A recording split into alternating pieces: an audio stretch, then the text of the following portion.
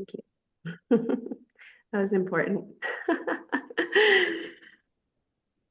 All right, we're gonna get started. Rocío, ¿te parece? Yeah? Okay. I'm gonna go ahead and share my screen. You can see how. All right. Cool. Well, thank you all so much. While I'm sharing my screen, it will be hard to see all of you, so I won't be able to see your reactions. But if anyone has a question, please feel free to let us know in the chat, and Isabel or one of our team members will let us know. Okay. So I wanted to start off today by first introducing myself. For those of you who don't know me, my name is Erica Meyer. I am the co-founder at Espacio Geranios. Espacio Geranios is a co-working space focused on social entrepreneurship and innovation in Spain, in Madrid. We have a space that is also, we have NGOs, social enterprises, and freelancers. And we also have room rental space as well. And we just recently opened a new space, which I'm connecting from in rural southeast Spain in Murcia, which you all are welcome to come visit if anyone who's in the north needs an escape. But our focus beyond promoting social entrepreneurship and innovation and having a physical space, we also carry out in our participants of projects like this. So we're very happy to be here today to share the results of a project for us that has been super important over the past couple of years. So thank you. I wanted to introduce you all to Rocío Nogales, who's here with us today. She's a coworker at Espacio Geranios and has been with us for the past several years. And it's really a huge, I don't know, a huge blessing to have her here with us today. She's a great friend and she will be helping to co-moderate today. So Rocío, if you could introduce Thank yourself. you. Thank you, Erika. Thank you. And hello, everyone. I'm really, really excited about today's final webinar. Very honored to be co-moderating with Erika. And just very briefly, I have been working for the past 21 years actually with MS. MS, it's an international network that focuses on researching mostly, but also teaching and training on the social, what we call social enterprise, but we also refer to it as the SE field, and that includes actually social enterprise, social economy, social entrepreneurship, social and solidarity economy, and social innovation. So those are the vast fields where we have been working for the past, as I was saying, 2 decades. We started wondering, what all this was, what this was all about, a long time ago when this was not even a buzzword, when this was not a trend as it is today, and have been, we have been following the development of the field for a long time. And it's very interesting to see, as I was telling Erika, as we were preparing, to see all the array, the big array of initiatives, projects at European scale, member state scale, beyond Europe even, and then also at regional and local level. So for me, one of the main goals, and I was also telling Erika, and I'm happy to tell all of you, is that it's very important that with all of this wealth that is created within each little ecosystem that each project, like this one, like SESI, constitutes, that we are able to ensure that we have the connections, that we make the effort to pass on the knowledge, to pass on the tools, and all the social capital that is called, all this strength that we have created and the momentum that we have created as a community. So really, for me, that's the goal today. We'll be talking a little bit more later about some of the projects that we're currently involved in, and that I think could be connected to the results of SESI and other projects that you are involved and are going to continue to be involved. So let's go for it, Erika. If you have, also just so you know, my role here today is to co-moderate with Erika, as I was saying, but also to throw some questions, observations, food for thought in the process that we're going to, and the time that we're going to be sharing in the next 2 hours. Okay, so back to you, Rika. Thank you, Rocio. So yes, it's a huge honor for us as well. I think having people, especially youth workers, people who dedicate their lives to these different aspects in their own countries, people that have been involved in other Erasmus Plus projects. So thank you all for taking your time. I know everyone's very busy as well, so we feel very honored to have you here today. So for those of you who don't know about SESI, many of you have been involved in different stages of the process, but we just wanted to do a brief introduction of who we are, what's this project about, and what are the goals that we're trying to achieve together. So SESI, which stands for Social Entrepreneurship as an Enabler of Inclusion, is an Erasmus Plus. It's a Key Action 2 project. And the goal of the project, the agenda. The goal of the project has been focused on trying to promote social entrepreneurship as a model that can empower youth from different backgrounds, that they can also be change agents in overcoming local challenges and revitalizing their communities. I know it's a big goal, right? But it's broken down into different work packages. As many of you who work with these type of projects know that the different types of work packages are usually led by the different partners here, and we'll go into detail in those in a bit. But the goal of this project is not only to empower youth, which sounds very, very big, but it was to encourage knowledge and exchange on local social enterprise ecosystems, to collect best practices in our local communities, to try to create a replicable training model that other youth workers can use as well, and to also try to build a strategic partnership that can go beyond what Rocio was saying. In our case, we've been working in this field for the past 10 years, and it's been really great to see the connections that we've been able to establish as an organization, but also the new connections that these types of projects enable us to create. So the SESI project is focused on these different target groups that you can see here: youth workers, social enterprises, young people, policymakers, youth organizations, and local communities. You'll see a little bit more after this process today. Our goal is to also create a policy brief, which will be led by our partners, Youth Proactive, who have a lot of expertise in this area, to kind of elevate all that we've been working on also to the policy making level at the European Union. So, but before getting started today, we wanted to start off by sharing who's behind SESI, who are the partners that are involved. And so I'd like to see if those of us who are here today, if we can start maybe with Teresa Pallares from Youth Proactive. Teresa, can you briefly introduce yourself and the work that Youth Proactive is engaged in? Of course, Erika. Thank you very much, and good afternoon, everybody. So happy to see familiar faces, new faces. So this is a very important day for us as part of the SESI project. So as Erika was saying, my name is Teresa Pallares Ramos. I'm originally from Spain, and Youth Proactive, we are based in Brussels, Belgium. We are coordinating the project, and what we do is mostly twofold. Being in Brussels, being in Belgium, as also Erika was mentioning with the policy briefing, has a very political dimension.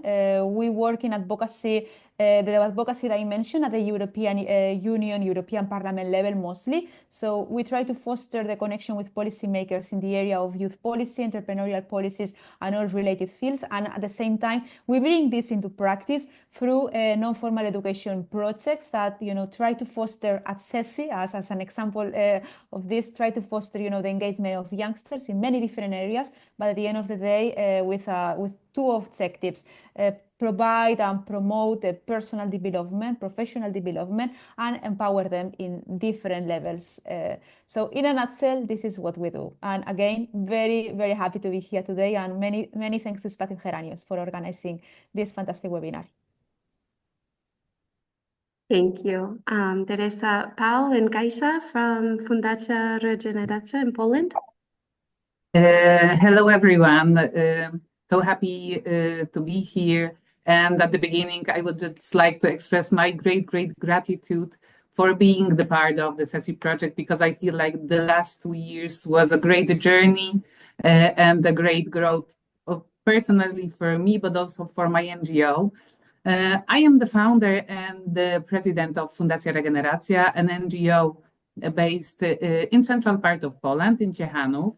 I am running Fundacja for over than 10 years now, and together with my great crew and my co-workers, we carried a countless number of projects, mainly focused to support personal development of individuals in very general words. But what do we do?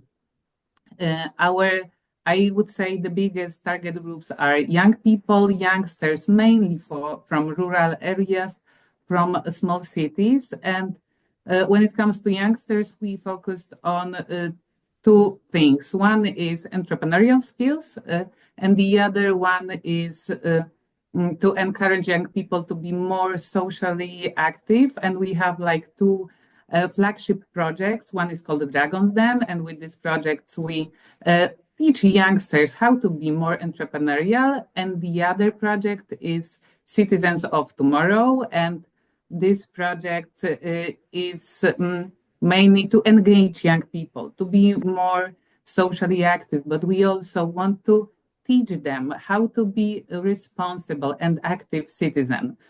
So this is what we do for youngsters, but we also work with unemployed people, and we help them to re-enter the labor market. And we also work with seniors, and we help seniors gain those kind of skills which help to prevent them from social exclusion. So that's what we do. And I am here today with my project partner Paweł in a while, and also with Karolina Konopa, who started as our young participant, but now she's a member of Fundacja team, and she's implementing projects for young people. So thank you very much. Yes, it's been really nice to see how the different participants of the SESI project have been integrated as interns or as participants, going from participants to having actual real job opportunities within the organization. So thank you, Kaisa. Andrea from AIDE in Romania. Welcome, Andrea. I hope you can hear me well. Perfect. I'm really happy to see all of you, so good afternoon. I will just say a little bit about AIDE. So mainly I am a youth worker in the organization. We have today with us also the president of AIDE, Adelina. We are mainly working with youngsters. We are trying to develop their sense of entrepreneurship, all their initiatives and everything that they are doing. We are running a youth center in Râmnicu Vâlcea. We are in the south of Romania, I would say. And we are also hosting Erasmus Plus projects through our accreditation, the mobilities, and also we are having international volunteers who are staying with us for 1 year and learning and contributing to our community. But in the same time, I would like to say that SESI was an amazing project. Well, it's still going. That brought a lot of plus value to our organization and also to our community, I would like to say. Thanks, Andrea. So as you all can see, we're trying to put the links of the different organizations, but we'll send you a summary of all of this as well, so you can check up on us all later. One of the important parts of this project, which we will share with you at the end of the webinar today, has been the creation of an application. And the agency that's been helping us throughout the whole process is based here in Spain, and they're Imagine Apps. And today we have with us Bosco. So Bosco, could you introduce yourself briefly? Hello, thank you for the invitation. It's always a pleasure. I'm sharing on the chat the application that we have built. In case you guys want to download it, make sure you download it. And please feel free also to reach out with your feedback. This is a work in progress, as all the consortium knows. we are constantly improving the application and making it as better as possible so that you can make as much use of it, so that it's of your use and interest.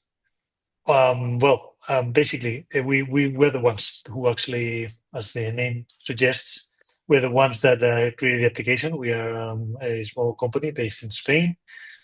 We develop applications, and most of them with a social impact. So, well, it's always a pleasure to be here and to help thrive social entrepreneurs like everyone in this webinar. Perfect. So thanks, Bosco. We'll have a brief presentation about the app at the end of the meeting.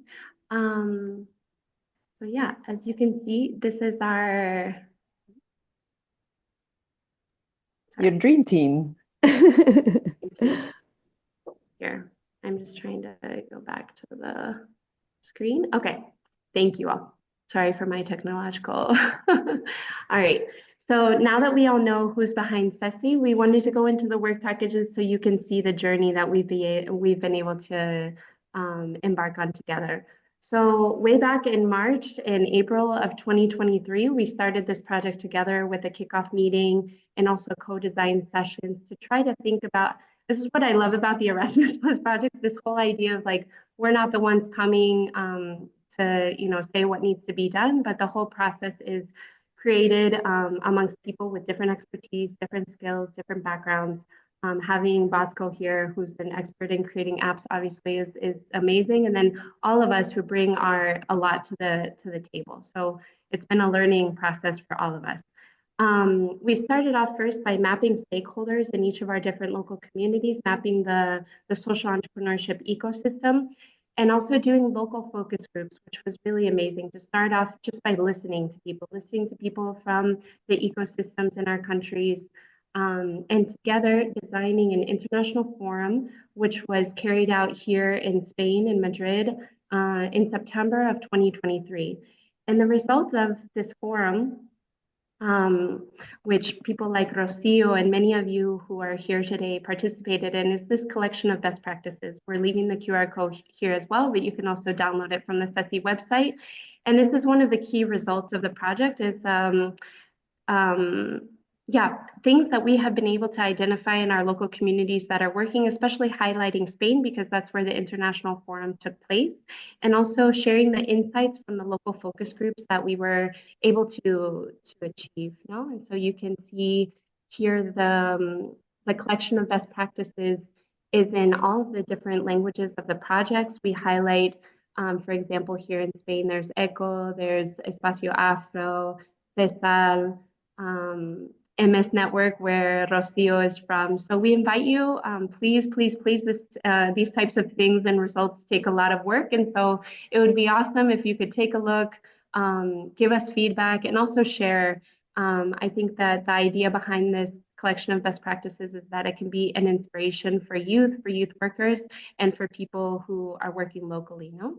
And so part of this international forum, it was really nice to see, like I say, individually as the Espacio Geranios, how we were able to bring together people that we've had connections with over the past years and create new ones.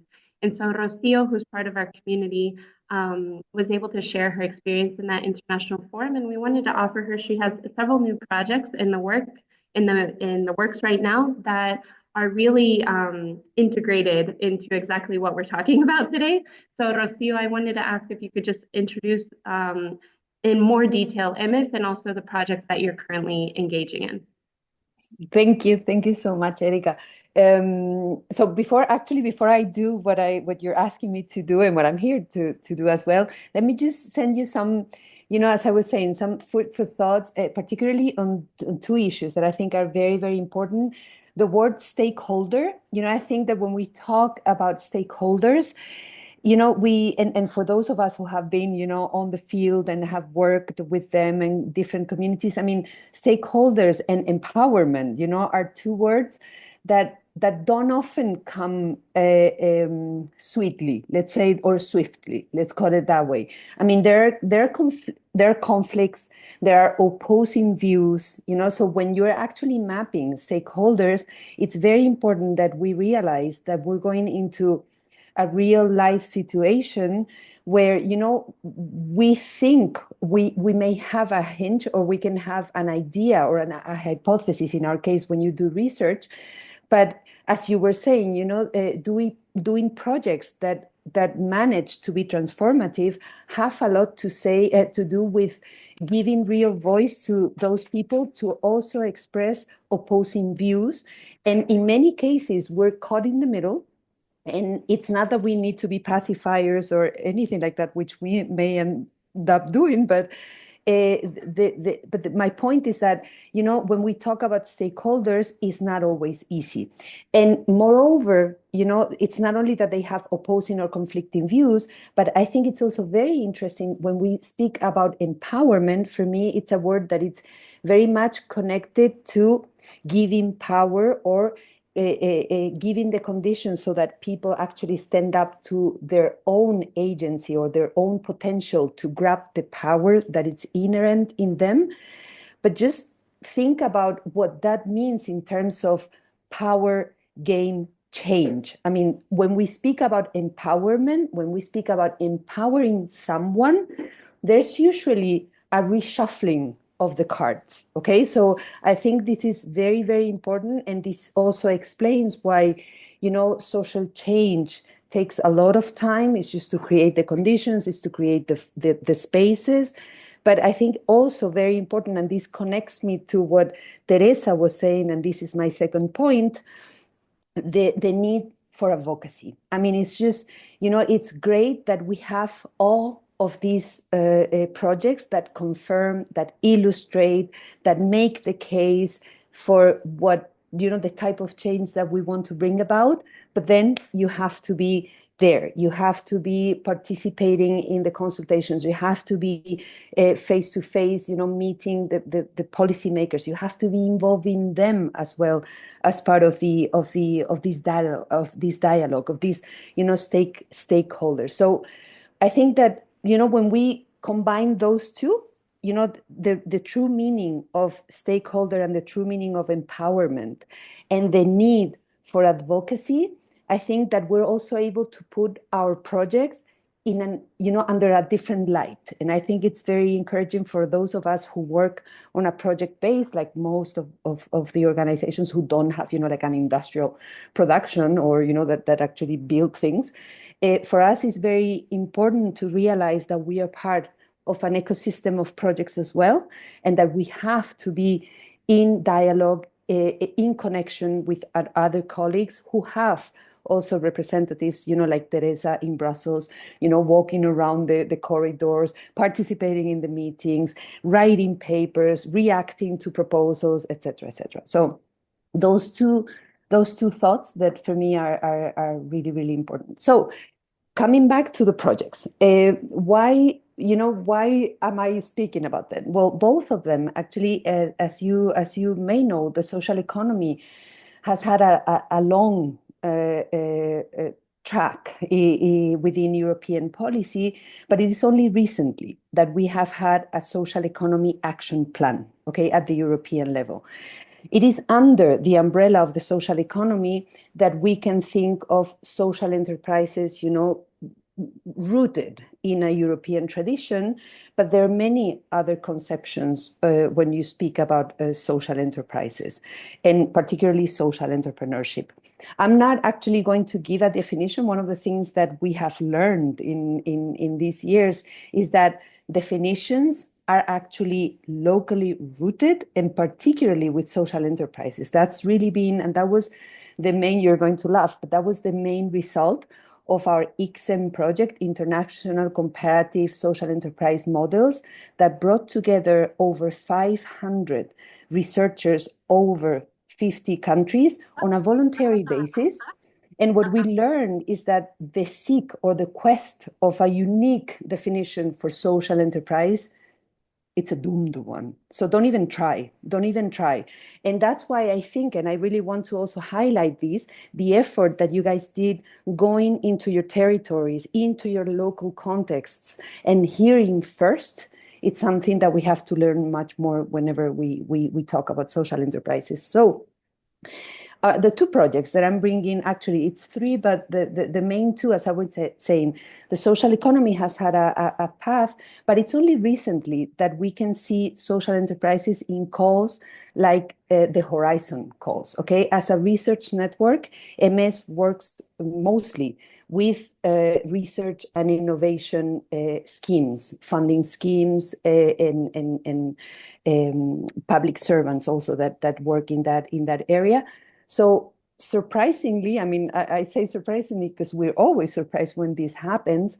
There were two calls in the last work program of Horizon that invited social economy actors, agents, to contribute some proposals. One of them specifically had to do with the social economy, and in the other one, we were a little bit more audacious because it was not speaking particularly about the social economy, but we were able to frame it in a way that the social economy was included there, and social enterprises, actually.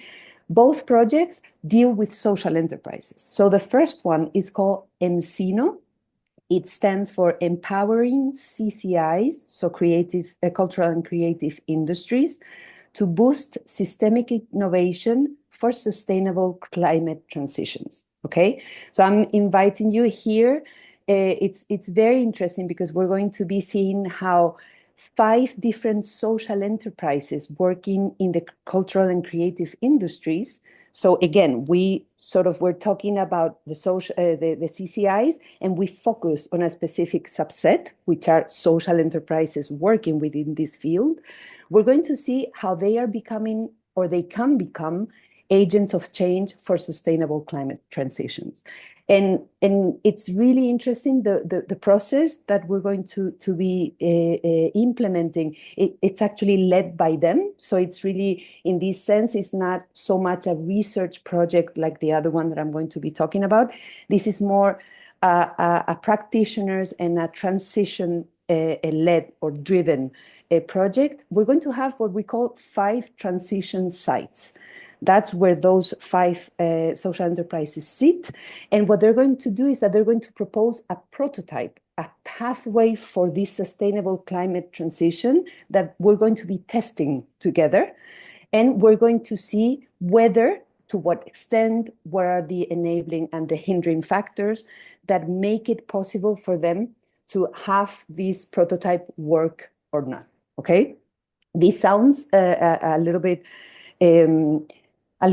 abstract, but actually that's what we're working on for the first year. And we're doing that, actually they are doing that together with and in connection with their local communities. So it will be very interesting, you know, and a huge part of this project, it's actually training. So everything, all the learnings that we're going to obtain from the process, it's going to be put in a format that can be shared and that can be adapted. We prefer the word to adapt than to replicate.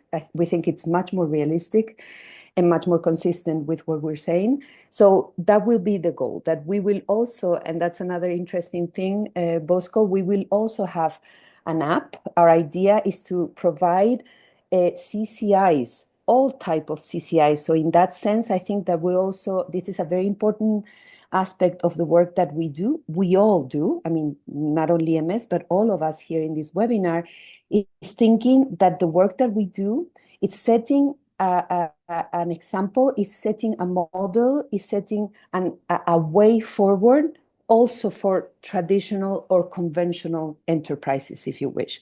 So in that sense, for cultural and artistic social enterprises, we're seeing how they are facing sustainable climate transitions as organizations themselves. So how do they integrate them?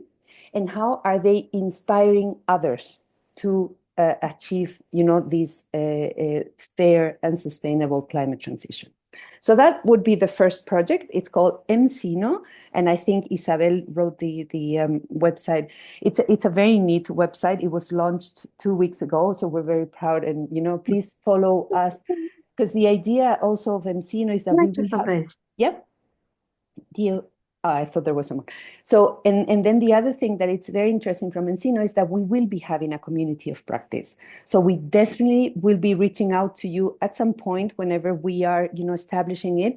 But the idea of a community of practice is precisely to see how can we engage others, inspire others, so that we can think together how the CCIs can lead this SCT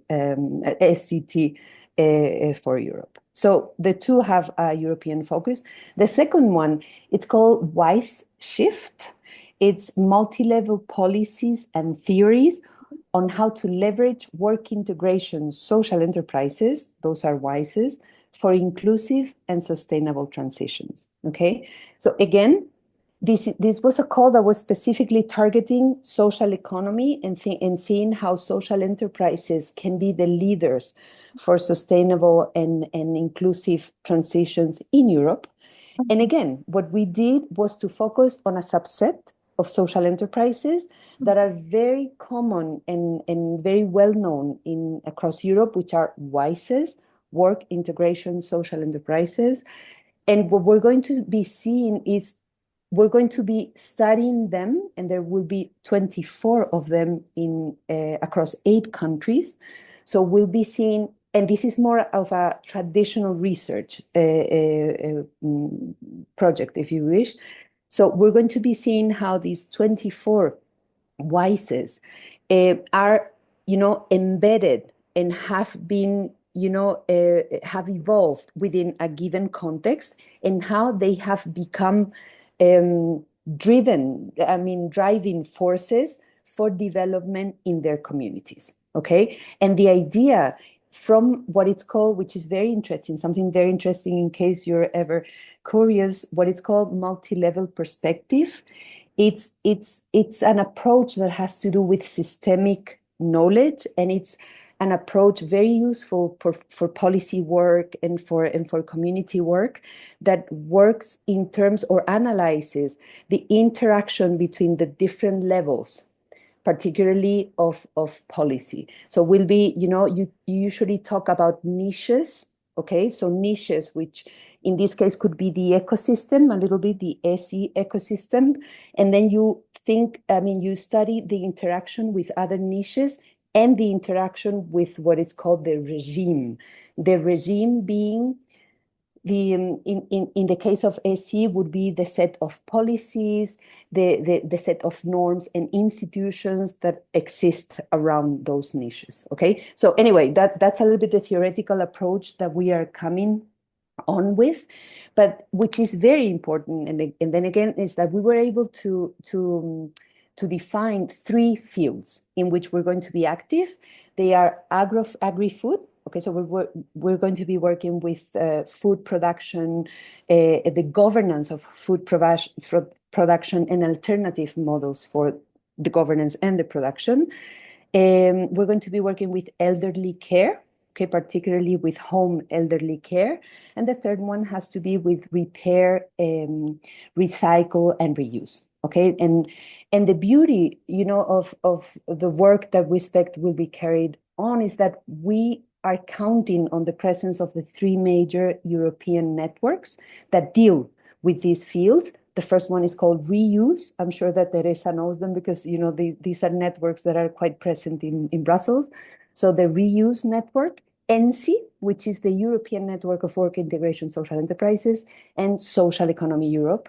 And it's beautiful. I mean, as I was telling them, there's like an alignment of stars, because anything that one of them does is going to benefit the other, and this, in many cases, that's not always the layout for European projects. So that's for WISEs.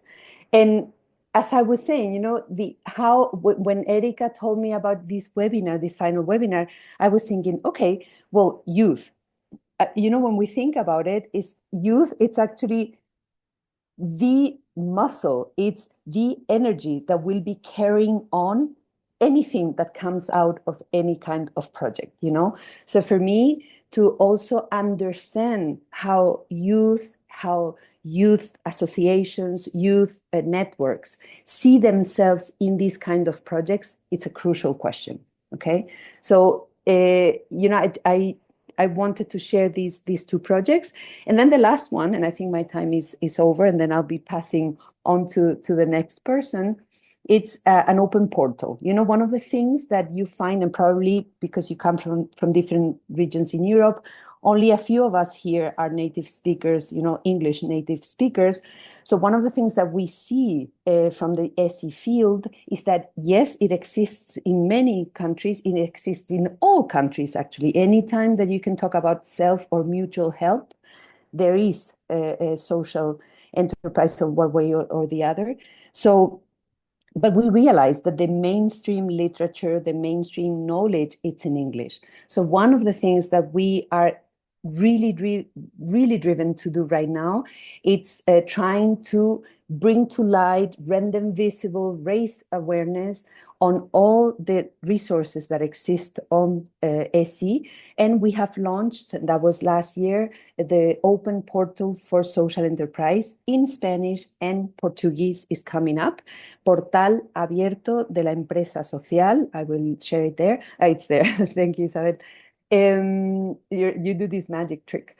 And the idea is that you can share, you know, that we can all share anything that has to do with Empresa Social, with social enterprise, with a public that is growing, and a public that, because the youth are getting more involved, because we're having tools being developed for them, it's so dispersed, you know, information and resources on SE is so dispersed that we're really trying to have a portal, you know, a space where we can, you know, upload, we can feature. It's totally open, it's literally open, and we're maintaining it for now, thanks to a grant that was given to us by the Spanish Ministry of Labor.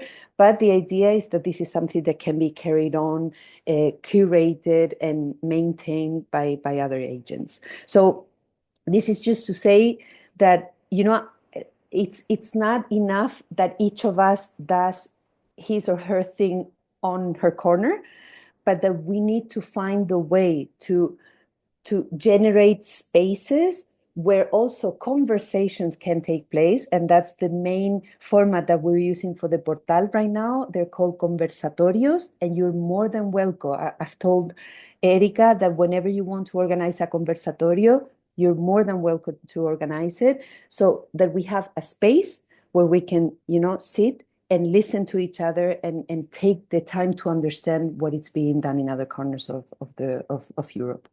So I'll leave it there for now. Maybe if you have some questions, comments, you know, anything that you want to comment, I would love to hear what you think about these projects that I've presented.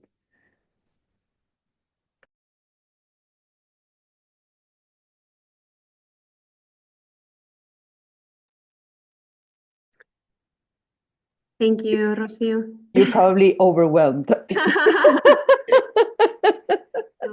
We know that we're sharing a lot of information, especially there's so many organizations and projects here, which is really nice to see. And I think the power of the collective is something that I always talk about. Like when you have people that are doing amazing things in one place, it's like it gives you hope, no, in the current state of the world. So thank you. And we will have time at the end too for any questions, and we're here Wonderful. as well following the webinar. So yeah. Okay, so then actually what I will do, since I have been also mentioning her over and over and over, I'm actually going to hand hand the floor over to Teresa. She was actually she was the work package leader for work package 3, understanding social entrepreneurship, and she's going to be telling us, you know, what took place as part of this work package, and also what some of the lessons were, you know, in the process. And I'm actually eager to hear what she has to tell us. The floor is yours, Teresa. Thank you. Thank you very much, Rocio. And really congratulations on these insightful projects. Really looking forward to learning more from them because it's so many lessons and so many questions. Thank you for that. So yes, as Rocio was saying, we are moving now forward to Work Packets 3, which I cannot believe took place last year. It's like, wow, wow, wow. And we already finalized Work Packets 4. This will come later. So Work Packets 3 was really set a second foundation on our project. Work Packets 2 was about understanding, ecosystem in a way, these focus groups, all the lessons we learned, and Work Packets 3 was more devoted on really understanding what we mean by social entrepreneurship, because SESI, as the name of the project says, the acronym is social entrepreneurship as an enabler of social inclusion. So we really need to be very, mindful of what social entrepreneurship we are working towards, we are trying to enable in this context, and it's the one focused on fostering social inclusion. So this was a key element, and we started in November 2020. I think this was November 23, never mind. So we started this in November 23 with this cycle of webinars, and the webinars had we had 3 webinars. Maybe we can continue moving and then we can come. This you can hear, you just can see, visually speaking, how the Work Packets 3 was organized. We have these webinars, we have audiovisual pills, and then we have matching sessions. So first of all, you all have QR codes. I know our colleagues from Espacio Geranios are sharing all of this in the group and afterwards. But if in the meantime I'm talking, you feel like super excited and want to go to YouTube, please feel free to scan all the QR codes we are sharing with you now. And if you scan this QR code, you will be going directly, you will be redirected to the series playlist. That's playlist, no? Yeah, yes, the playlist with these 3 webinars. So what do we mean by social entrepreneurship as an enabler of social inclusion? So we had 3 webinars devoted to really define our conceptualization. So webinar 1 was more generic. So what do we mean by social entrepreneurship? So we have an expert that explain us the main, elements within the topic, and to the youth workers, something that I haven't mentioned. Work Packets 3 included experts on social entrepreneurship and the youth workers from all the different organizations of the SESI consortium. So in this moment, we didn't involve specifically, primarily as target groups, the youngsters. This will come later in Work Packets 4. So this series of webinars was focused on answering this question: what do we mean by social entrepreneurship? So as you can see, here you have the QR code to webinar 1, and here you have the QR code to webinar 2, and then webinar 3. So the webinar, can we go back to the previous slide, please, with the longest slide with all the text? Because meanwhile I'm explaining, I think it makes sense that you can read. This one slide, next one after this one. Yes, and next one, please. Wonderful, thank you. Okay, so then first thing we did was understanding what do we mean by social entrepreneurship, and then very important, because some of our partners are focused on more local, rural areas, or even if they are focusing more urban areas, they have the mission of empowering youngsters at the local level. So we wonder how social entrepreneurship is transforming our local communities. So we saw a little bit of case studies coming from our different regions. And third, and connecting with what Rocio was mentioning, the advocacy element, the advocacy dimension, we also analyze how social entrepreneurship is reframed and it's understood at the more national and European Union level. So to some extent, these 3 webinars set the foundation stone to what we did afterwards in a more engaging way that was transferred into the audiovisual piece. I invite everybody to scan the QR code that will bring you to the audiovisual reels, which we publish in YouTube and also on Instagram. So these audiovisual reels already involve youth workers and also youngsters from our different countries, and they brought their personal voice, their personal experience to the topic of social entrepreneurship. So these audiovisual pills, you will find them translated into the different languages of the partners, no? So Spanish, Romanian, English, French, I'm not missing, and Polish, of course. So the mission, the ultimate mission of the audiovisual pills was transfer all the knowledge we got in the webinars into very short reels but actionable plans. So youngsters from different contexts involved in the youth work context, they brought us how is being the experience in social entrepreneurship. So for instance, as Youth Proactive, we went to the European Parliament and we talked with young people who are very involved in the policy making scenario, concretely in the social entrepreneurship EU policy framework. And talking from their experience working daily at the European Parliament, they gave us their voice into the topic. So I highly encourage all of you to scan the QR code, follow us on Instagram, go to YouTube, and really watch the audiovisual pills because they are genuinely engaging, and all the partners brought the voices of the youth workers at the level, and it's a very visual, it's a very visual example of what we did more theoretical in the webinars. And I'm almost done. How did we culminate Work Package 3 with matching up sessions in which we connected social entrepreneurs, young people that are really working in this area, in the area of social inclusion, in the entrepreneurial field. We connected through these matching up sessions, we have several of them, with youth workers that had already an idea of approach that could be implemented in practice. And we tested the waters in a way. So through 3 different, I think in total we have 3 hours, and we divided this in different matching sessions. So we connected these youth workers that really had an idea, that were really into, exploring social entrepreneurship with entrepreneurs that really have the experience, they have the tools, the resources, the ideas to really test if these potential ideas could be developed and could be implemented into further projects.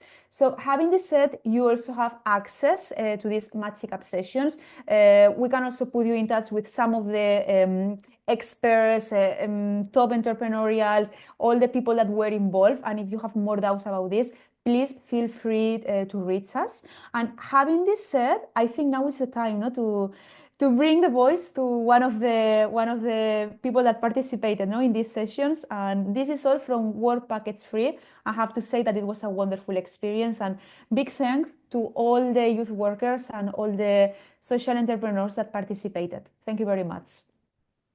Thank you, Teresa.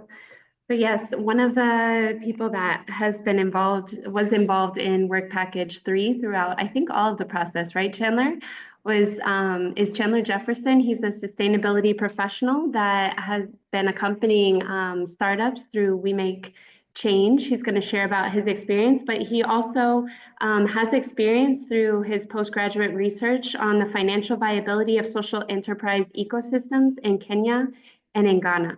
So Chandler, we wanted to ask you today if you could share with us a little bit about what was the work that you were doing through We Make Change, and how do you really think, kind of answering that question that we posed at the beginning, can social entrepreneurship really be an enabler of inclusion?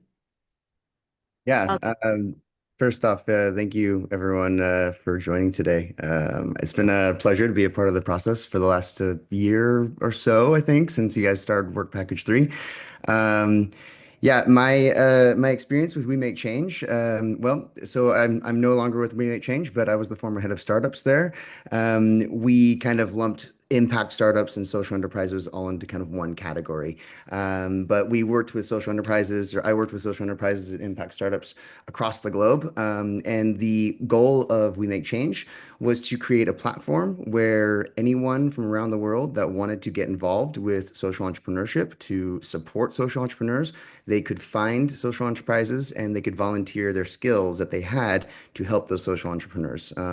Because one of the main issues or challenges that we see in social entrepreneurship is, of course, that entrepreneurs are much more restrained or constrained by resources, and they don't have as much access to resources as typical businesses, of course. So What we did was we developed a platform, and this platform was actually quite a success. I think now they have some odd 40,000 change makers, volunteers from around the world who have been helping over 700 to 800, I believe now, social enterprises, helping them to get through their kind of their challenges that they face. And that's anything from helping them with marketing to making graphics to business development to strategy, everything that a social entrepreneur or a social enterprise may need.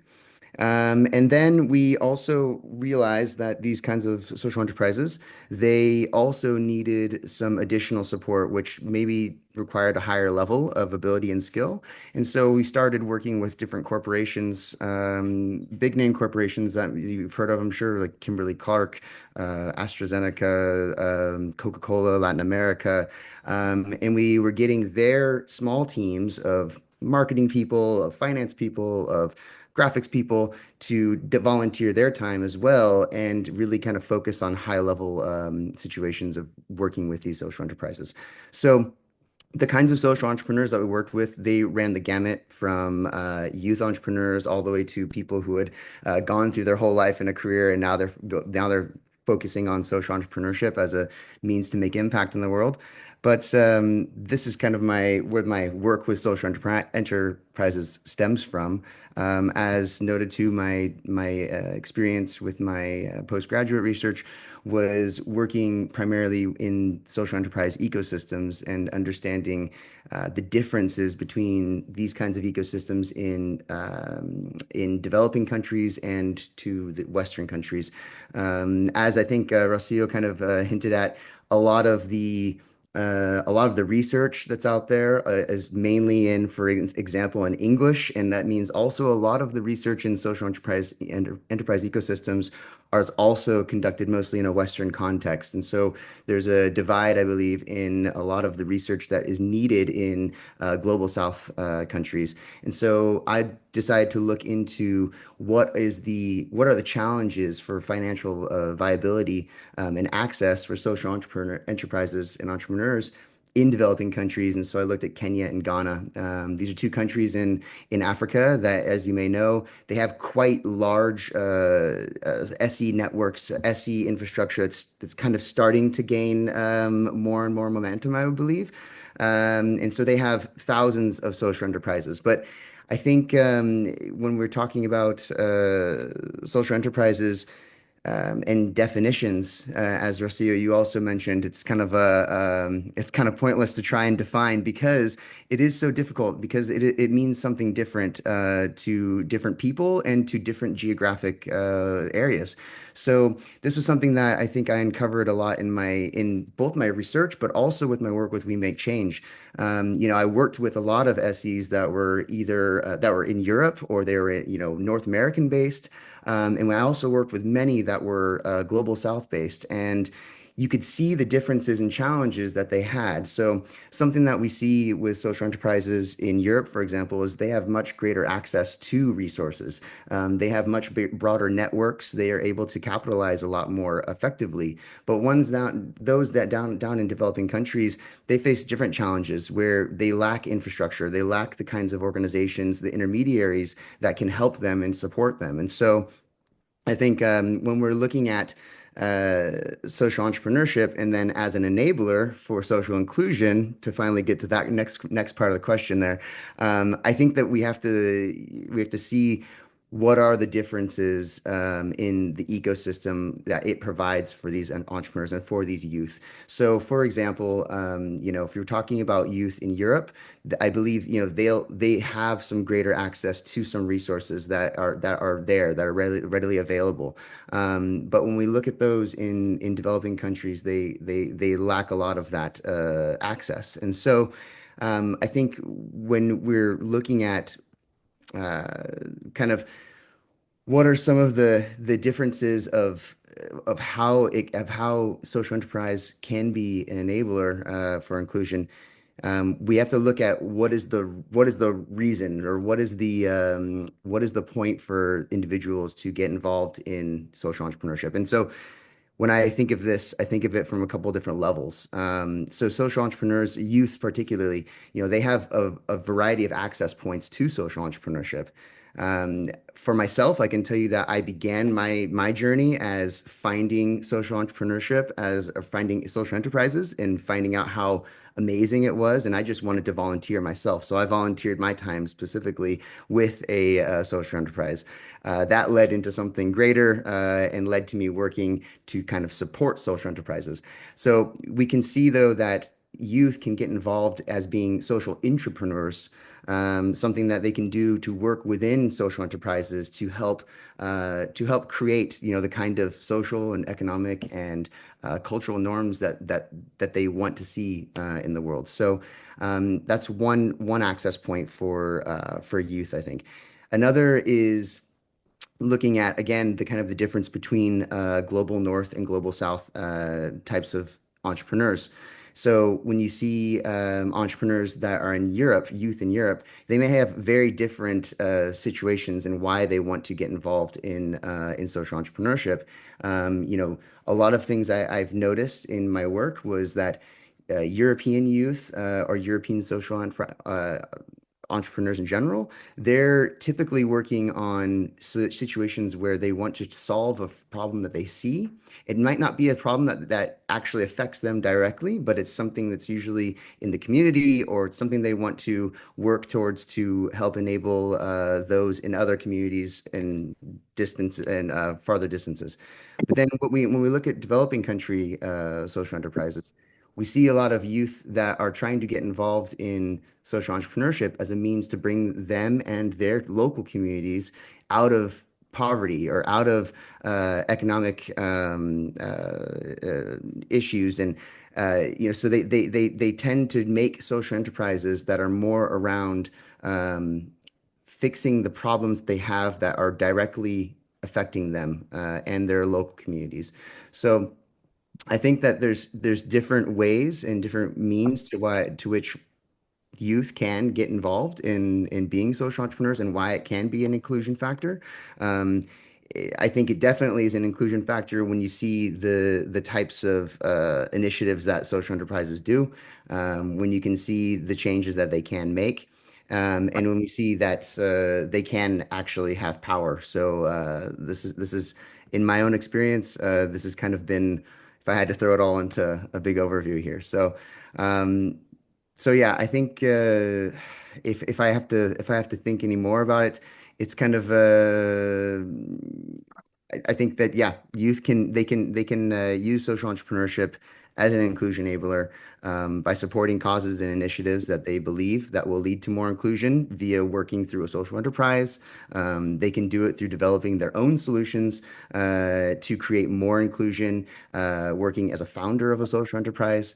And lastly, what I wanted to say was that the kind of the third area is kind of where we're all working in right now, which is working as an ecosystem support actor, I think. So again, one of the main points that I came from my research in Africa is that it lacks a lot of the supportive ecosystem infrastructure. So it lacks a lot of the organizations, like we see here, all these amazing organizations here who have come together to create this project.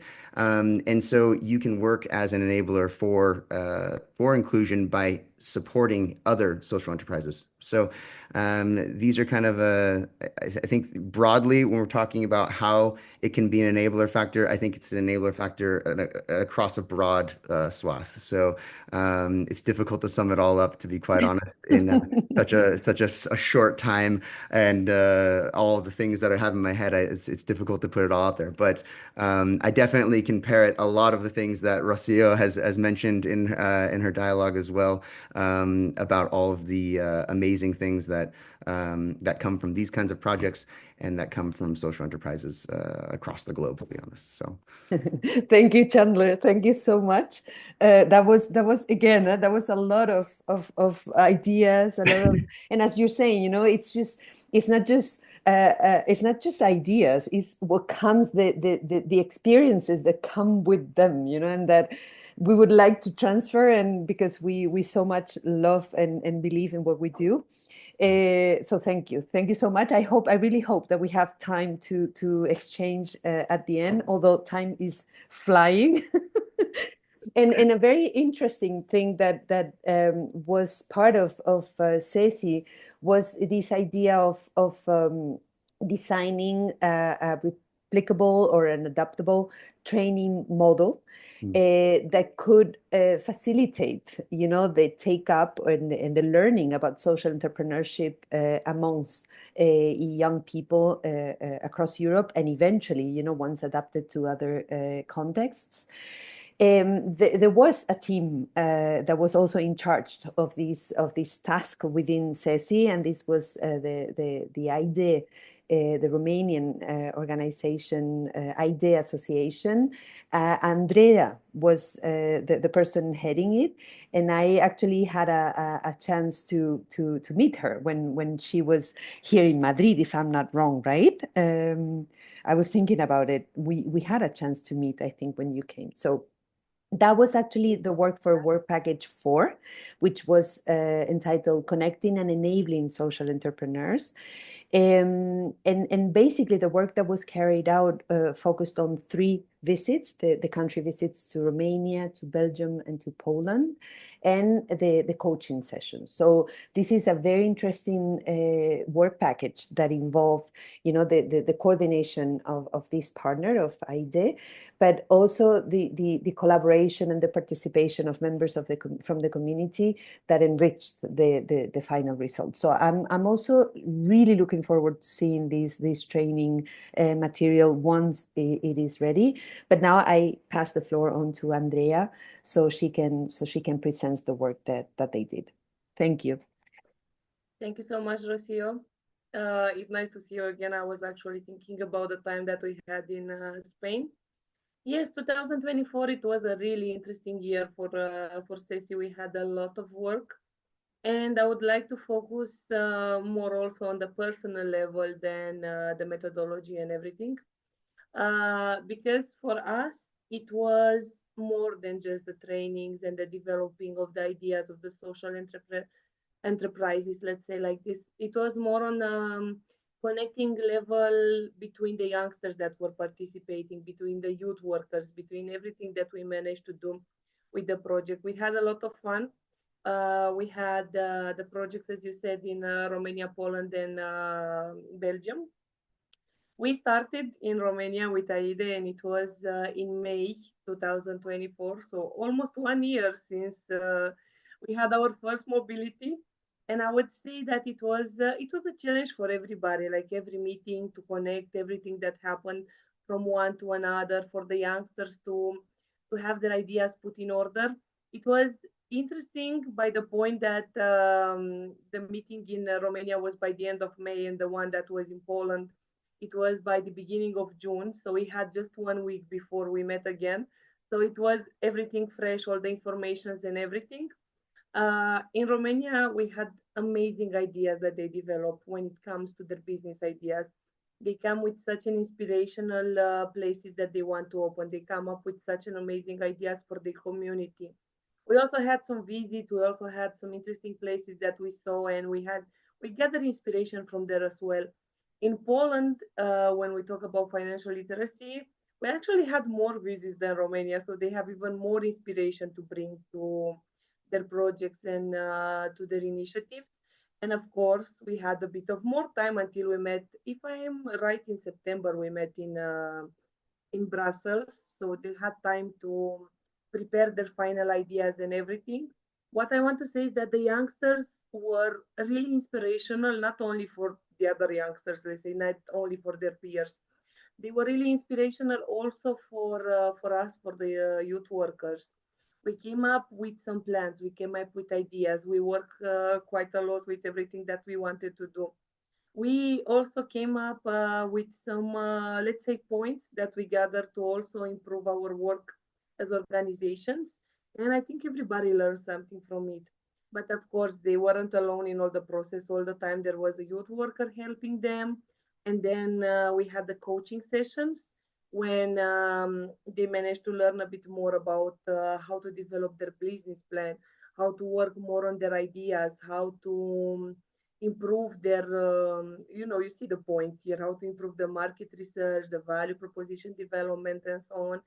But I would say that the coaching sessions were more on a personal level in their actual plan because they got to know their team better, because they got to work with each other, they got to share their ideas. Everybody was sharing ideas with the others, everybody was bringing an input to the other's plan. It wasn't just a work between a youth worker and a youngster, it was more of a teamwork for everybody.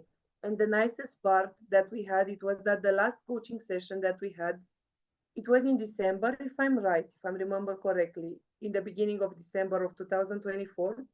And when we met, all of us, and we presented our ideas, we managed to see how far we got with everything. We managed to see how many beautiful ideas and how much they managed to develop themselves, how much they grow. Because every youngsters came up in this project with another idea, with another point of view on their world, on their communities, on everything that it was happening in their countries. But somehow everything became so, I would like to say, European, because their ideas can be actually brought to each of the countries. They weren't thinking anymore on the level of their country or of the region or of the city. They were more thinking on an European level. And that's why also when we presented the last business plan, when we presented our last action plan, when we had all this index that you see here, we brought them some options also to explore more, to be able to actually open their ideas. So for some of them who was more on a beginning project or let's say an idea that they wanted to create, we talk a little bit about European Solidarity Corps because they have the Solidarity projects, so they can have their peers coming and helping them work on the project together. And to the others, we also talk about young entrepreneurs, Erasmus for young entrepreneurs, so they can find other entrepreneurs who have the same idea as them, or at least the general idea that they wanted to create in their let's say in their small community, and they can learn from them as well. So it wasn't just let's say theoretically everything. We didn't just create some plans and that was it, we are just going to present it. No, it was a bit more. It was also a perspective that these plans can happen. And I think I'm talking here in the name of every representative from every organization when I say that we actually put a little bit the seed in their brain, like we have our app, Seed Connect. So now maybe they will want in the future to try to actually start their ideas and have them further. I know for a fact that some of them actually wants to do it. Maybe when they will be more experienced, maybe when they will have more informations and knowledge is gathered. But I'm pretty sure we will have some amazing surprises for them. So I think you should hear it from them, not from me. Thank you, Andrea. Yes, I think this was probably one of the most inspiring parts, too, for us to be able to accompany youth who maybe haven't had the opportunity to leave the country where they're from, or to be able to engage in these types of training opportunities, and also for us as organizations, the same. This for us was I'll be very honest, this was the first Erasmus Plus project that we participated in. So it was a huge learning process for us. And to be able to do it alongside people who have more experience and knowledge was a gift. So like Andrea said, we would like to hear from the experience of two participants in this youth exchange and the training program. Carolina from Poland, can you share a little bit with us about how your experience was?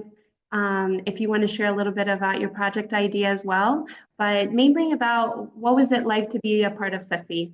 Thanks. Can you hear me? Yes. Okay. Hello, my name is Carolina. I'm from Fundacja Regeneracja, and what was the experience of the SESI for me?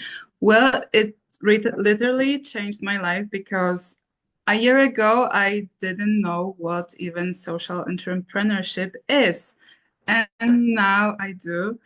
And I gained so much from this project, and it's amazing because so many people worked on the logistics, so we youngsters can develop our talents, develop new experiences, etc. And now I'm really grateful for this project happening because I work in an NGO, which I didn't know was possible, but here we are, and I'm really grateful I could be here with all of you. And as for the SESI, my SESI idea, I wanted to create a cafe which would help improve customers' mental health. I wanted to create workshops because, mental health is important. It's really important. And I wanted to create a safe space for other people to really take care of it, you know. And I don't know if it will be happening. Like it's possible, but I don't know. I'm happy with everything that is right now, because thanks for SESI, I had so many great opportunities.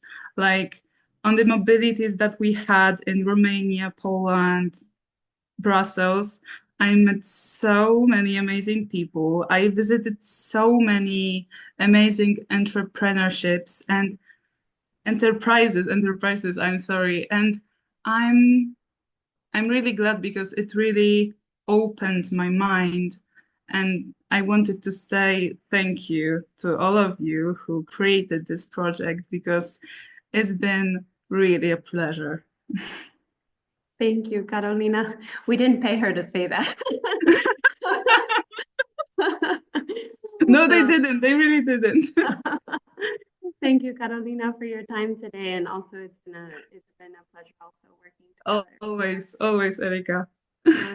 Andre from Romania, can you share a little bit with us about what the SESI experience meant to you? Yes. Hello, I'm Andrei from Romania. I was part of the Romanian team from AIDE. I'm glad that I'm here today to share my experiences with you. I'm just a little bit sad that my other colleagues from Romania they're not here because they also had amazing ideas and I also wanted them to share with you, but you'll have to manage with me. I actually can vouch for Carolina because first time when I met her in Romania, she was this anxious girl that was not trying to go too far from her ideas, like let's keep it small. But then we were talking and sharing ideas, and she was like, okay, I can really do the cat cafe. It's an amazing idea. I can go from this place and bring the stuff. I can go from the other place and bring the stuff. But to speak more for myself, what SESI really taught me was to just dream big about the ideas because you don't really know how you're gonna do it, but if you don't start from something, you're gonna be stuck in the same place. It's more like how Bosco is developing the app, the seed app, because first of all, you have to have a visualize idea how it's gonna look, and then you'll manage on the way further how you're gonna work with it and how it's gonna be presented to the people. Because I was the same confused. Okay, I came with this big idea that I want to do, but I don't know what is the next step to actually try and do it. So going to Poland, I was like, okay, now I'm gonna learn about the money and how to get money. And then I'm going to Brussels and I'm learning all these things from the other entrepreneurs and how they managed to do it. And it was just exactly like that. They dream big about the idea and just figure it on the way how we can bring it to life. To tell a little bit about my social company that I developed, it's a rage room. If you are familiar with the term, it's basically a room where you go in and just break stuff.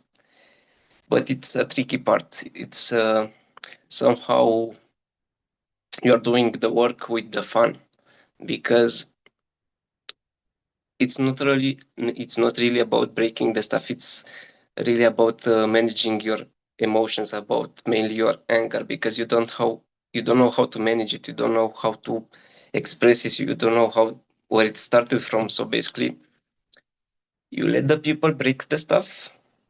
Then after they calm down, they have some time with themselves and understand that, okay, it was because that people treated me badly.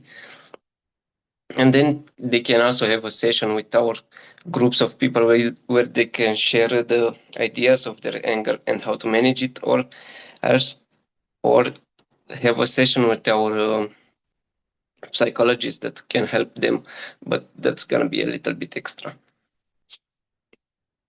Thank you.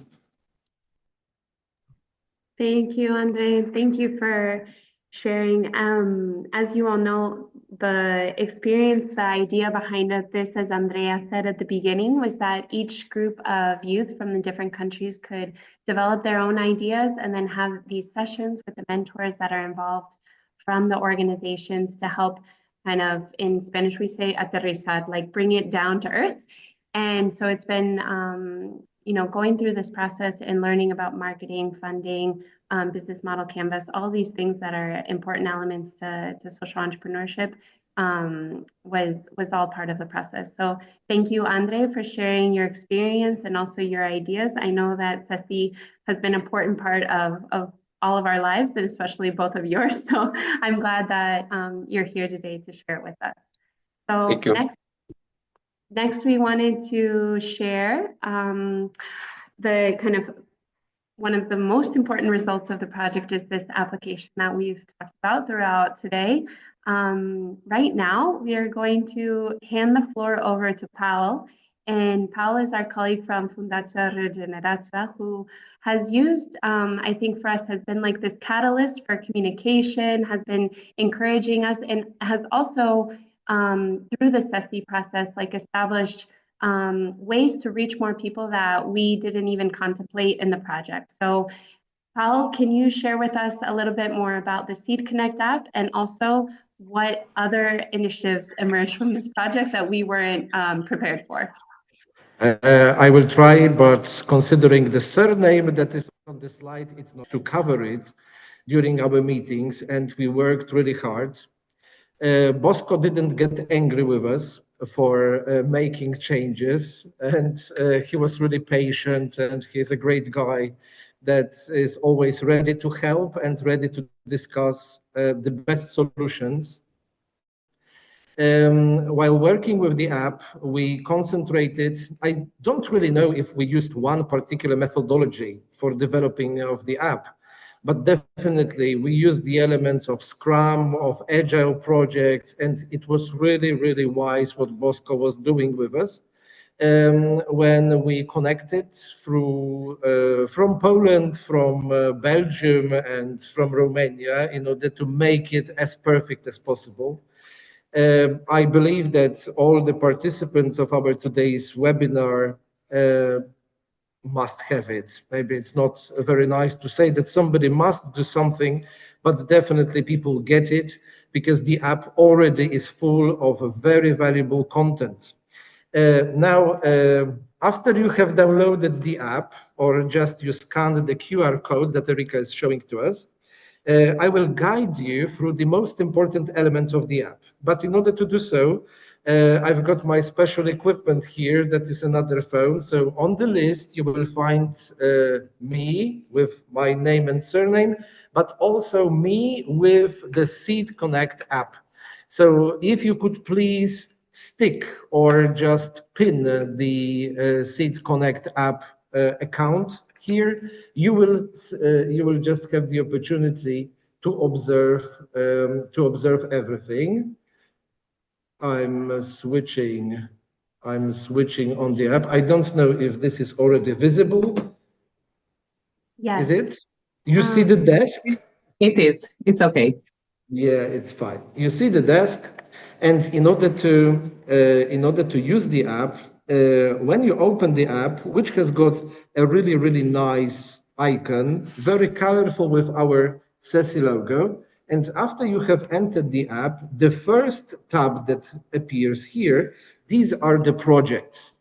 In a very short time, we are going to make it even more advanced, and we are going to implement some changes to the structure of the very app. Probably it will be clearer, and again, this is due to the suggestions of all the people that participated in making the app. For the time being, what you can see here in the project section, these are all the projects that our partner organizations are working on, but also the ones that we believe are important for people who are engaged with social entrepreneurship. You can go through the recent updates. You will find the content of different forms, both the video knowledge pills that we keep creating, as well as the projects that the partners started. You always have the account that posted this. So this is a kind of wall that you know pretty well from both Facebook and Instagram. And everyone can find something that might be important for them.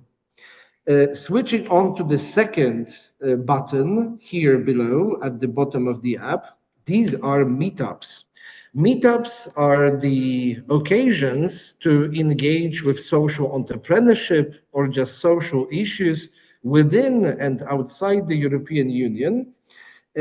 We keep posting, and we hope that also you keep posting the most important events that we can participate in.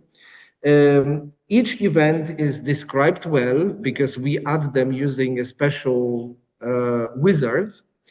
You can enter every meeting. You may read about the location. You may read about the details. And also, you may click that you are going to attend. In this way, this event goes directly to your profile. I mean, the last button at the bottom of the page. Here, this is the place where you create your profile and where you describe what you are doing. You can read here some details about me. There is also the contact form. In fact, it switches you directly to WhatsApp, which is the most convenient method for communicating. Apart from that, you will see all the projects that I'm engaged in, and you will notice all the meetups that I will participate. So, for instance, on the 18th of March, you've got the meeting at the European Commission in Brussels with 3 other attendees, including Bosco, which is very nice. You may read about it further. There is a great search section. The search section, as Bosco pointed out, this uses the engine with artificial intelligence. So it can tailor the search results for you, but also make some suggestions. I think that this is really great. Using this search bar, you may search both for resources, people, and so on. So you enter here, for example, the surname of the CEO of Regeneracja Foundation. Having good internet connection always helps, and it's going to find Kasia soon. It's going to find Kasia soon, or not. Where's Kasia? Kasia is here. I don't know why, but Kasia is not in the first place. And you've got all the details. You can contact Kasia. You may look for all the content that she created, all the meetups that she's going to participate. Definitely, we count on you with the app. We count on you and your participation. We count on the content that you are going to create. And please remember that this is probably the only place in both App Store and Google Shop, Google Play Shop, that you can find. So be with us, download the Seed Connect app, and keep up to date with all the news. Thank you so much. I don't know if anyone has any questions, but just to finish, we would like to thank you, Paul. I don't know if you want to give a brief introduction about the the podcast as well? Yeah, in case of the podcast, you will find it. You will find my podcast Your and the name is wrong. information about. Yeah, so this is, I think, the best proof. This is the best proof that the Seed Connect app works perfectly. You will find information that I posted on the 29th of December about the podcast, which is dedicated to social businesses, social entrepreneurship. You will find it on Spotify. In the app, there is a link. You may also contact me if you have some nice ideas regarding the podcast. And the podcast answers the most important questions of social entrepreneurs. Also takes care of keeping them up to date with recent technologies, because I'm a kind of geek as well. And I'm really much into AI and all those tools, also managerial tools. And in the podcast, you will find the most important aspects of social entrepreneurs' life and how to make it easier. Perfect. Thanks so much, Carl. Thank you very much. So just to share, we wanted to, although we've been talking about it already, we wanted to share what comes next for the SESI project, because it doesn't end here. We still have a few more activities left in this work package. And one of them first, we'll start with the follow-up to this webinar. We would love to hear, like Paul said first, your support in downloading the app, offering feedback. It's still in a pilot kind of testing phase. And so please, please, please, if you haven't had the chance to do it now while you're at the presentation, we are going to send the links, and we encourage you to download the app, to test it, and to let us know. Following this webinar, we will also be creating this policy brief that we discussed and having a final conference, which will be taking place in Brussels.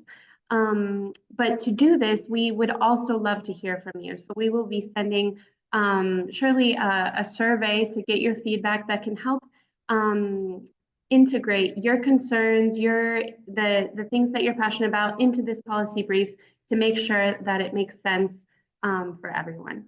So because following this and everything that we've talked about already today, and Rocio, I don't know if you put a comment here in the chat, but I'm going to go ahead and stop sharing so that I can see you all better. And then please feel free to open your mics. And if you have any questions about anything that you've heard already today, let us know. It would be great for those of you who are still here, if you could turn on your cameras so we can be interacting with people. That would be awesome. And yeah, does anyone have any questions? Thank you, Rocio. You said, when thinking about apps, here's a complimentary one by the European Commission and the OECD, so better entrepreneurship. Yeah, that was just to throw it out there. I think that's, again, trying to capture and use what it's already there. This was a huge effort that was put together by DG Employment within the Commission and the OECD, and this is something that you can actually use with your public authorities around you. This is a way for them, I mean, it's for everyone actually, it's for all stakeholders, but it's a very useful thing to make them think about some issues that you may not afford to propose to them. So this is something, a tool that I encourage you to use. It's, you can use it for social entrepreneurship and for what they call inclusive entrepreneurship. And I think, it has been used, it is still being used. So I just wanted to share it with you because I think it's a very good complement to this app. Thank you. Yes, please, Isabel, we will follow up with these links and make sure that you all have them at the end as well. Does anyone else have any questions or comments from what you've heard today? Welcome, Cristina, as well. I see that you're here from Escuelab, a really great social entrepreneurship, social enterprise here in Spain. Yeah, I could only join you guys very late in the presentation, but I didn't want to not say hello, and I look forward to the documents that we'll receive so I can get deeper into what you guys talked about today. Sorry for being late. Thank you, Christina. All right. I'd love to hear, just thinking, that not only the people who have, who were directly partners of the project, but some of the youngsters, and we've heard from the two of them, but other people who are here and who may have benefited or count on, benefiting themselves or their communities, maybe. And also a question that I have is for those of you who have been involved, how do you count on using these tools? I mean, what's the sort of now what plan?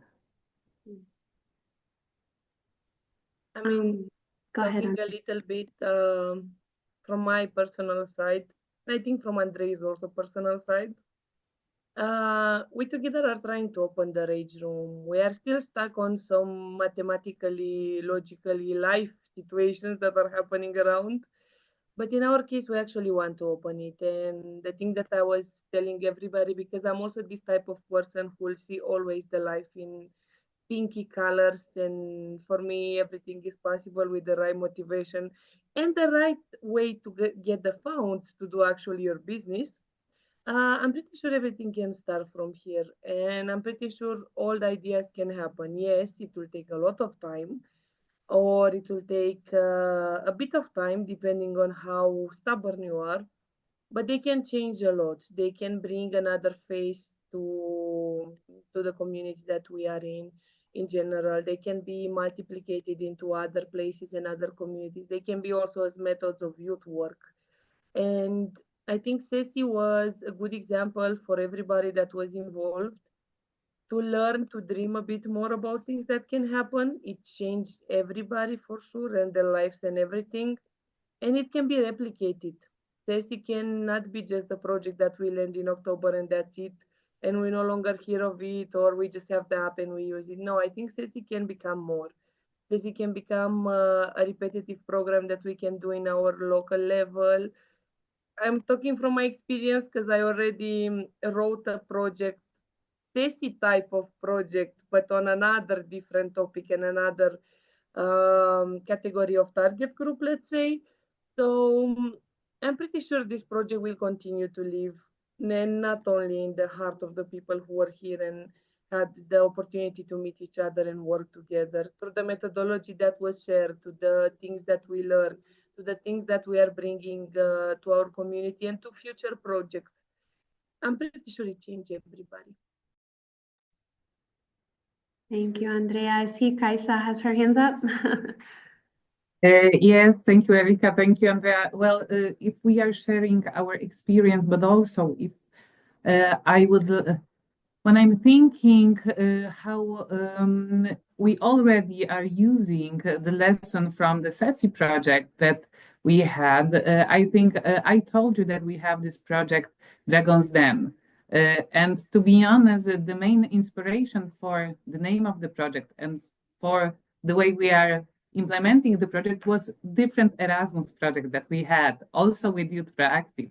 But after SESI and after mobilities, when we were focusing so much on business model canvas, we implement this kind of tool into the process of working with youngsters. So I think this is also because we were talking a lot about business model canvas, and we could get more deeply and understood better this kind of tools. We are using it now to teach youngsters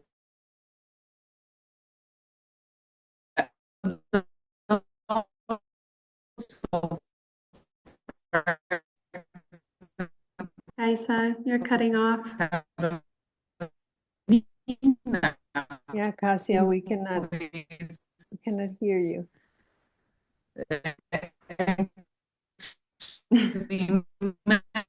Managing one of Dragon's Den's edition.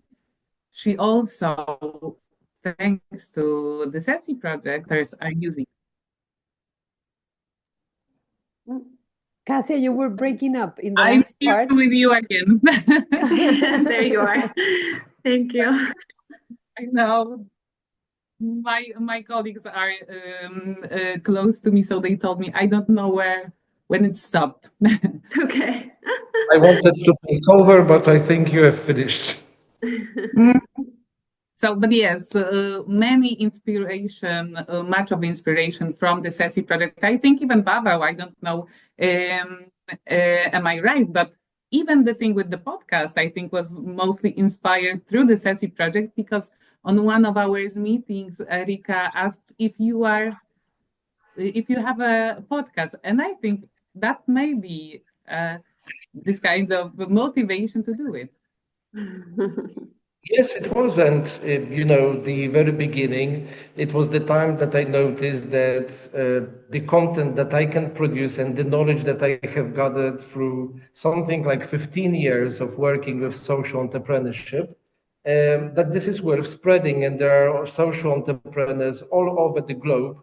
And now having the account of both TikTok and Spotify, I've got people contacting me from the US, from Africa, from Britain, that really, really take the content very seriously, and they use the content in their day-to-day running of their business. So yeah, SESI was the starting point. That's exciting to hear.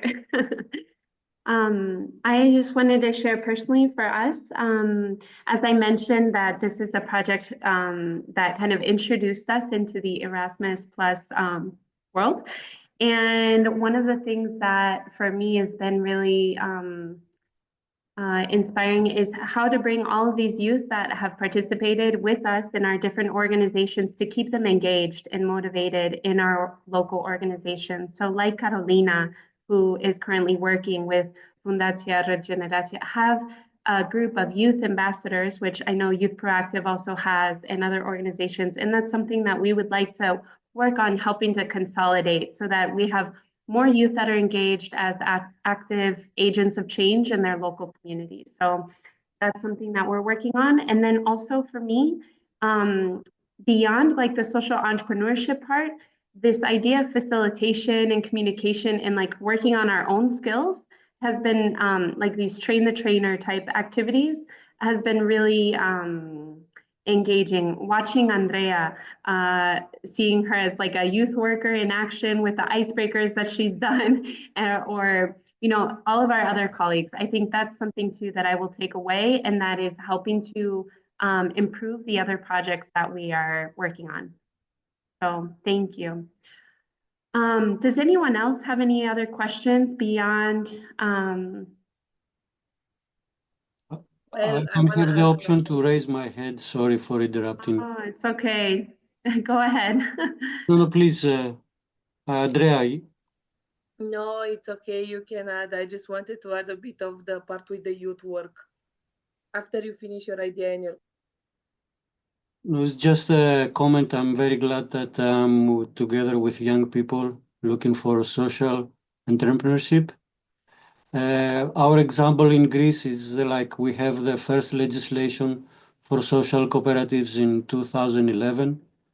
So it was one of our first movement to find out what is this in Greece. We created a social cooperative. And the first thing we learned, it was about Mondragon in Spain. The best example of getting things social. And then later we reached out with some Asoka competition in Greece. We are a finalist.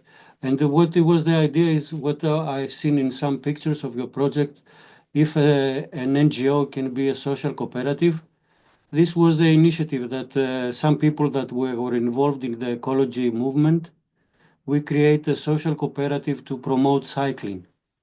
So we were involved on renting bicycles to young students in Thessaloniki with very cheap fare.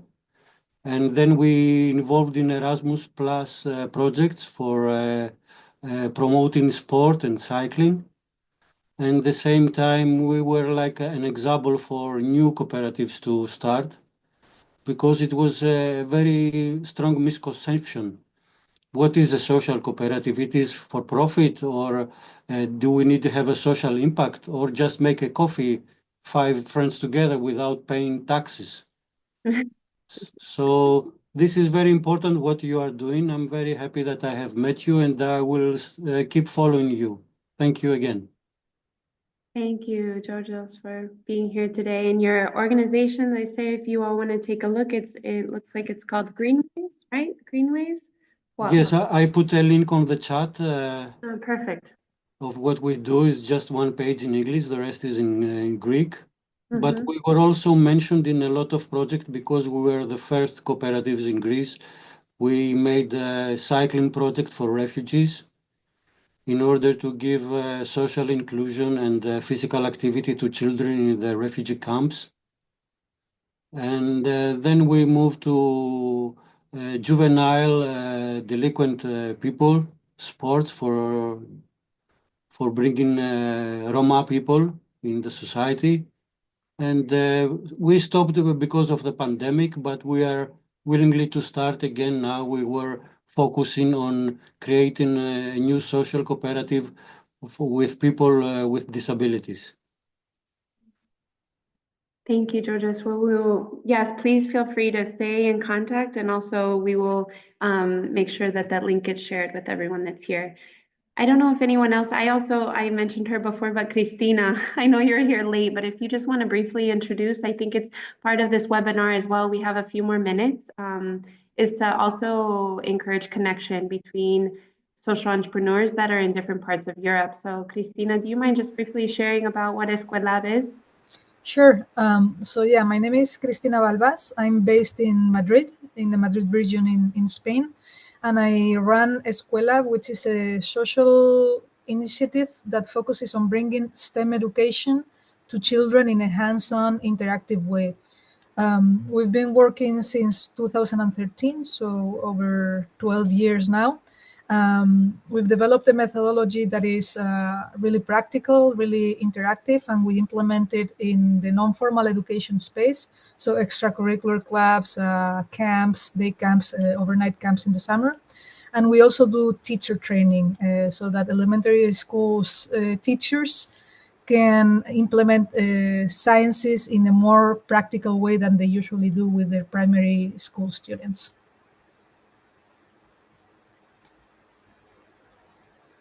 You're silent, Erica. Yeah, sorry. You have a new space, right? Yeah, we just opened a new space in Alcobendas, which is like 20 kilometers north of Madrid capital. And it's our headquarters, but we also plan to use it as a research and development space. So whenever we think of new activities that we want to try out, we'll do them in our personal space instead of just renting out spaces or doing it at schools like we used to before. And once it's fully developed, this new activity, we can shoot it out to the rest of our usual beneficiaries, be it through direct implementation of activities or through our online platform, which is what we use to train teachers. And this allows us to reach, for example, teachers in Latin American countries. So there's now students in rural parts of many different Spanish-speaking Latin American countries who are following our methodology thanks to this online platform for teacher training. Thank you, Christina. Pleasure. All right. Anyone else? Before Andrea, you wanted to say something? Yes, I actually want to add something. Besides the fact that I'm sorry for my voice, I talked too much the last days and I cannot speak properly right now. The life of a youth worker. Yeah, exactly, because I have a youth exchange right now that I'm facilitating. I know. Anyway, the thing is like this. All of us here, regarding of what background we have, how we gather here, if we were involved more in SESI or less, think I'm safe to say that the majority of us, even or maybe all of us, are youth workers ourselves. I think a thing that for me SESI taught me, and I like to share it with as much people as possible, is that you as a youth worker, you are having so much impact on youngsters. We have this power that we can change futures, we can shape the future of the youngsters that we are working with. We can shape the future of any person that we are interacting just with a bit of, let's say, a random talk that we have for 5 minutes during a break or something. So I think we need to remember, this is also the conclusion from my side because I will leave you in a bit. We need to remember how much power we have with youth workers, how much we can share, how much we can help, how much we can inspire the others to do things. And it's not regarding of the countries that we are in or the projects that we are in. I think it's safe to say that everybody, also the youngsters that we had in our projects, learn how to be a small ambassador of the change on this and to have social impact in their cycles, to bring people further, to make them be more active, to value more the values that we have all together. So I think this is a really beautiful thought from my side to you, to remember the reason that you're working with youngsters and to remember how much you can change them, how much you can help them, and how much of an impact you can bring only with one nice thing or with a bit of an impulse to bring them into your projects or to send them in another project somewhere. So yeah, I think that's it. I wanted to say it more inspirational, but I think I lack of words right now. So thank you for being here. Andrea, thank you. I would encourage you all too to reach out to Andrea. She's a person that's very, very active at that, has a lot of experience with European Solidarity Corps and Erasmus for Young Entrepreneurs and these types of things. So anyone who's interested in the, yeah, all of the partners, but Andrea is always willing to share her expertise. So thank you, Andrea. Teresa. Yes, thank you very much, Andrea. And I also wanted to say thank you to Christina, to Georgios, to also to bring the experience from external stakeholders into the project. And just very, very short words. I don't want to start talking and talking, but you know, next step, as Erika mentioned, is the policy briefing. No, we are going to bring into the like more advocacy level all what we have been doing in the last 2 years. You know, I joined the project a little bit late, back in September. So I haven't been there since the beginning, but I have to say that it's been a wonderful experience, like learning so much in this short period of time about so many topics that from my personal background, I didn't know. So it's been a very immersive experience. But what I want to say with the policy briefing. So as Rocio was saying, you know, the corridors of Brussels, yes. Many times when we go, you know, to this more political arena, I experience this almost daily, no? There is a gap between what is the reality in the local grassroots community level and what's happening in the city, in the more bubble level. And I think that what we have achieved with SESI, it's very extraordinary because now when we sit youth proactive team and we start writing the policy briefing with the help of all the partners, of course, we are going to bring data that it's so accurate. We are going to bring voices, direct voices into the final document. And our final ultimate task is like connecting with key policymakers, members of the European Parliament, Committee of the Regions, etc., etc. We will see who's joining us in our final conference. But what I want to say is that our document is going to be powerful, very powerful. And I'm very proud to say that this is the result of all this work, and I'm really looking forward, no, to having this final document, a result of this like collaborative work that it's really going to make a difference. And I think that we should be very proud of the work that us youth workers, youngsters, all the participants that have been with us from moment zero have been bringing into this project. And having said this, you know, that everyday policy briefings are presented at the Parliament every day. I mean, not every day, but every 2 weeks, yes. We will bring a remarkable piece of work. And I just want to say that we have to be super proud of this. And finito. Thank you. Thank you very much. Thank you, Teresa. Rocio, you wanted to share? Yeah, we have. Thank you all of you. It's really inspiring, and you can feel the energy. You can feel the sexy energy. I was going to say the sexy energy, which could be. So you know, but we do have a final surprise, Erika and myself. But I wanted to say, you know, I always like to end up and to wrap up like this, just reminding us that yes, this is about the economy, but this is not only about economic activity. We're really talking about dignity, we're talking about social justice, and we're talking about learning different ways of living together. I mean, as Naomi Klein said it very well, much better than me, in a very simple sentence: this changes everything. She was referring to the climate emergency. We are facing challenges. We're facing situations that we are not ready for, not individually, not as, collectively. So one of the beauties, and something that really, really teaches us, the younger, the older, is different ways of living together. We're going to have to learn new ways to find new solutions.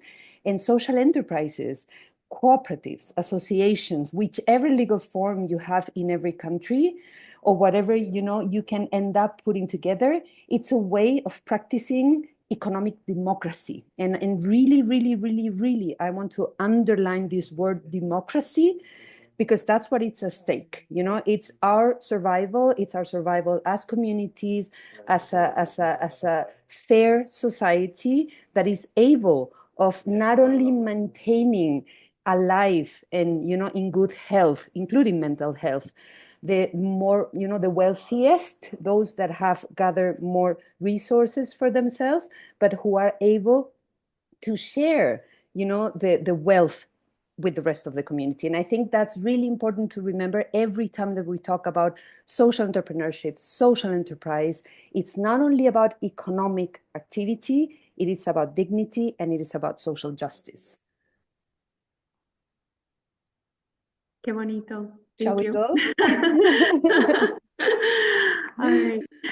Well, as Rocio said, we had prepared a small gift for you all because in Spain they say frikis. We are really big fans of poetry and the power of poetry to convey all of these things that Rocio is saying. So me personally, I started getting goosebumps when you were talking, Rocio, because as you all know, like in these times that are seemingly difficult, I think that going back to the power of the word and the spoken word, and being able to share that with others, and to me, it's a way to be able to process a lot of things that are happening. So we wanted to share this poem with you from Mary Oliver, and we are going to go ahead and recite it. So thank you for listening, and we'll close with this.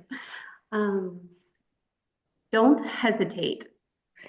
If you suddenly and unexpectedly feel joy, don't hesitate. Give in to it. There are plenty of lives and whole towns destroyed or about to be. We are not wise and not very often kind, and much can never be redeemed. Still, life has some possibility left. Perhaps this is its way of fighting back, that sometimes something happens better than all the riches or power in the world. It could be anything, but very likely you notice it in the instant when love begins. Anyway, that's often the case. Anyway, whatever it is, don't be afraid of its plenty. Joy is not made to be a crumb. So thank you all for listening today. We hope that we can all share and hold on to that joy and share it with others as well. So we hope you have a great, great rest of the day, and we will follow up with all of the wonderful things that we're talking about today. Thanks for your time.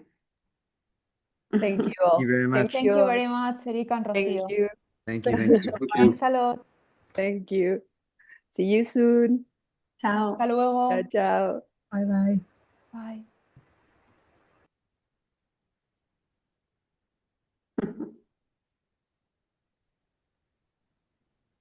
Quería preguntar